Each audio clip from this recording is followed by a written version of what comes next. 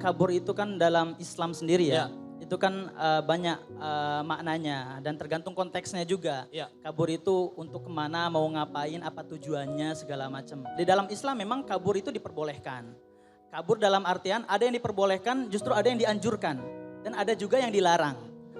Yang diperbolehkan dan yang dianjurkan itu contoh seperti apa? Kabur ketika kita misalnya di tempat itu kita tidak berkembang. Atau kita tidak bisa melihat diri kita hanya ada di zona nyaman. Atau bahkan di situ yang dianjurkan lagi ketika kabur apabila di situ kita terancam.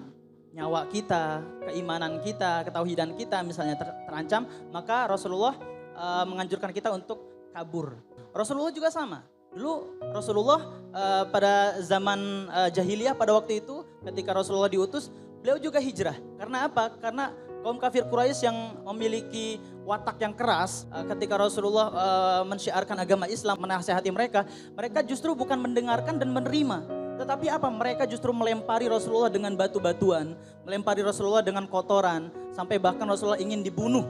Akhirnya kalau misalkan Rasulullah hanya tinggal di situ saja, maksudnya tidak keluar dari tempat itu, mencari solusi dan lain sebagainya, strateginya, maka tidak akan berkembang Islam pada waktu itu. Makanya akhirnya Rasulullah SAW hijrah, kabur. Dari mana? Dari Mekah ke Madinah. Untuk apa? Untuk mengevaluasi, untuk mengatur lagi strategi dakwahnya, ya supaya dakwahnya Rasulullah ini semakin meluas dan semakin diterima oleh kalangan masyarakat. Karena memang dakwah itu butuh proses. Ada juga kabur ketika misalnya kita di lingkungan itu toksik, banyak maksiat yang mungkin sudah betul-betul tidak bisa dibendung ya.